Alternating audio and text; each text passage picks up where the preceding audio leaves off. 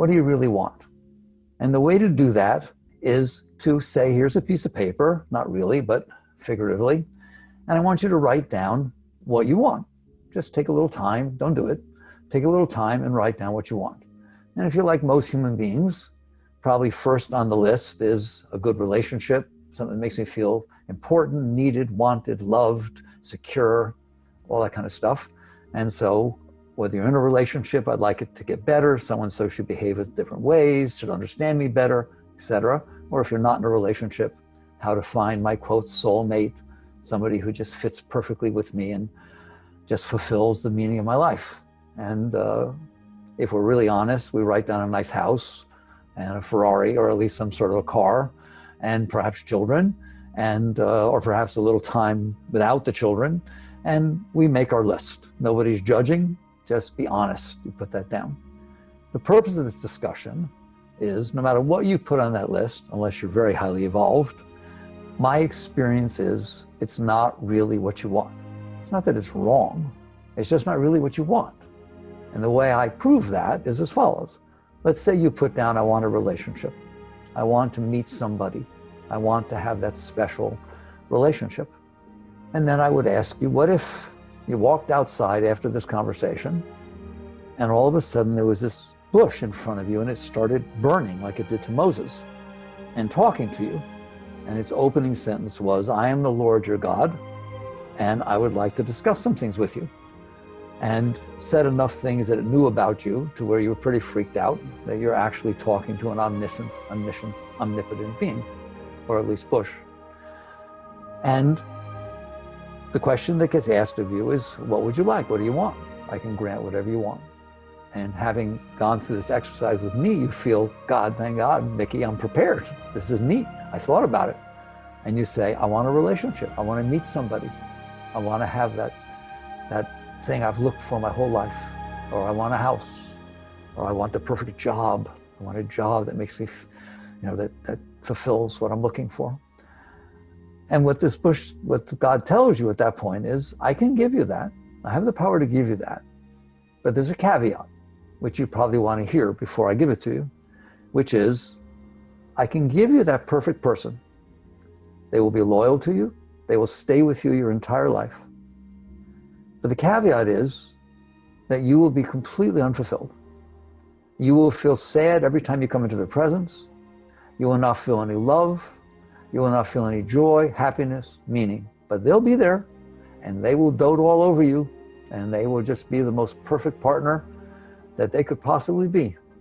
Or give you the job that you thought would be the most amazing thing, but it's hollow for you. You go there and you thought it would turn you on, but it doesn't. And you just loathe going to work, and you're just not excited about it. So therein lies the, what do you really want? Because what you're going to find is, if you were given the opportunity to have a relationship with that person I just described, or have the job I just described, but it didn't do squat for you, and it left you hollow inside, you would say, I don't want it. In fact, if it's going to make me miserable inside, I really don't want it. Keep it away from me. Then I say to you, you lied to me when you said it was what you really wanted. Because it isn't true you wanted a relationship. It isn't true you wanted children. It isn't true you wanted money. It isn't true you wanted to travel around the world. It isn't true that you wanted, et cetera, et cetera. What's true is you wanted to feel good inside. You wanted to feel love. You wanted to feel joy. You wanted to feel inspiration, excitement, meaning. Those are inner things. They're not outer things. You listed the things you listed because you thought they would give you what you really want. And so wisdom, yoga, spirituality, is about going deeper. Buddhists talk about working at the root. So the truth of the matter is, the only thing you needed to write on a piece of paper when I asked you, what do you really want, is a sense of total well-being. I want to feel love. I want to feel joy. I want to feel inspiration. I want to feel meaning and depth. And you made the mistake of doing it what I call indirectly, by saying, I want something outside that I think will make me feel that inside. So without belaboring the point, to go deep and to really be on a spiritual journey, you don't let yourself do that anymore. Because I'm sure there are plenty of times that you said, oh my God, if only this happened, I'd be fine. And you know that didn't turn out that way. Even if it did for a moment, it didn't stay that way. It's not like there wasn't anything else you ever wanted. And likewise, if something was bothering you, you sat there and said, if only that would go away, I'd be fine. That again is not the truth. So you come down to the point where eventually you be totally honest with yourself. It may sound selfish, but you'll see in the end it's not. To where you say, I want to be happy. I want to feel love. I want to feel joy. I want to feel inspired. I want to be turned on inside all the time. So now if that burning bush was sitting out there and you were wise enough that when God said to you, what do you want? And you said that, whoa, you're a winner, right? How can you lose if from the moment you wake up in the morning, you're turned on, you're inspired, you're excited, you can't wait to see what's going to happen for the rest of the day, and you embrace it totally, and then at night, you've given everything you have, you put your head down, you fall asleep, you wake up again, I'm back, ready to go. That would be a beautiful life, and that's what you're looking for. You just think you need all these things in order to get that. So now we go to the next step of what do I really want? And the question that gets asked by a person who's deep and wants to go spiritually is, yes, I want to feel okay inside. That's really what I want. The outside is not what I'm about. It just seems to, in my past, I've had the experience that the outside changes how I feel inside. And that's what a wise person starts to realize. That if certain people walk up to me and they say certain things at just the right time in just the right way, it turns me on. If the same person walks up to me at the wrong time and says the wrong thing in the wrong way, it turns me off. So I now have taken on the task of manipulating, controlling everybody who walks up to me so that they say it right, what I want at that time, and they don't say what I don't want. And it just comes down to, I have this list of what I want and what I don't want.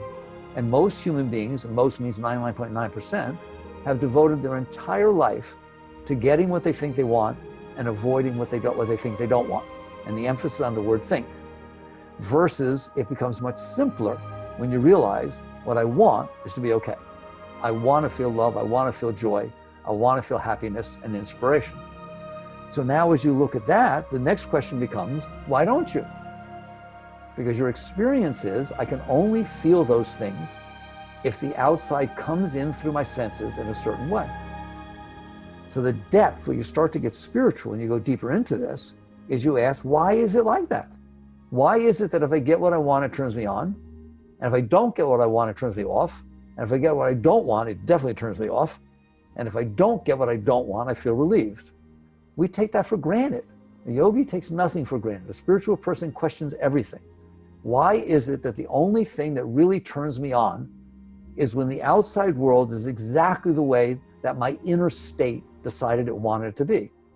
You could create any situation. The story I always tell that I use is, you just read in the newspaper that there was a 1942 penny that was minted in Denver that's worth $6 million. And the rumor is that it's floating around your neighborhood. Well, all of a sudden, when you go into the store and get change, you're looking at your pennies. And you never looked at them before, they never did anything for you. Now you're excited about getting the, in fact, you asked the cashier, I want it all in pennies, but it's 90 cents, I'm in pennies, all right? Like your whole mindset changed. Your whole relationship to life changed because you got into your mind the thought that I want to find a 1942 Denver mint penny. And if all of a sudden you are given a penny and you look at it and it says 1942, all this rush of energy and spirit rushes up inside of you, excitement, enthusiasm. And then you see it's got a P for Philadelphia instead of a D. And all this depression and letdown happens inside of you. Don't you realize you're doing that? Prior to you reading that article in the newspaper, there wasn't any penny anybody could give you that would do that to you. You are doing that to yourself. So what you start to realize is that when your mind has a preconceived notion that something will make me happy, you believe that penny would make you happy. So therefore you're looking for it, you want to get it. So you project it out into the world that I'm going to be okay if I find that penny.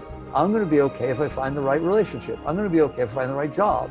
I'm going to be okay, et cetera, et cetera.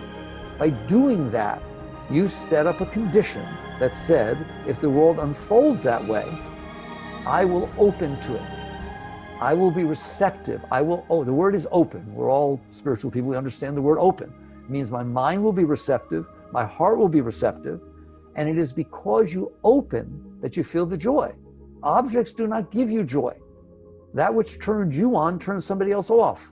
That which turned you on today turned you off yesterday. All you had to do is hear one more thing and your whole mindset changed. So it is not proper to think that there's something out there that will ring your bell.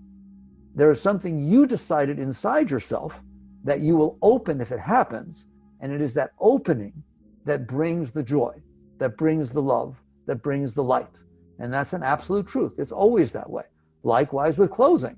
If you decide, I don't want to see a snake, I don't even want to know there's such a thing as a snake, then your whole life is in big trouble. Because if you see a rope, you think it's a snake and you close down. If on the other hand, you don't have that issue with snakes, you see a rope and it's a rope. And if you happen for a moment to think it's a snake, no big deal. But if your mind has decided, I don't like snakes, I don't want to see a snake, you know what it's going to do to you. So it is this conditioning of the mind, we call a mindset. It's the conditioning of the mind that makes it so that things turn you on and turn you off. And that's where you get your list of what you want and what you don't want. It is not true that you want those things. What you want is something that will open you so that you can feel the joy that is natural when you're open. And you don't want the things that close you so that you get blocked off from any joy and you get this sense of depression.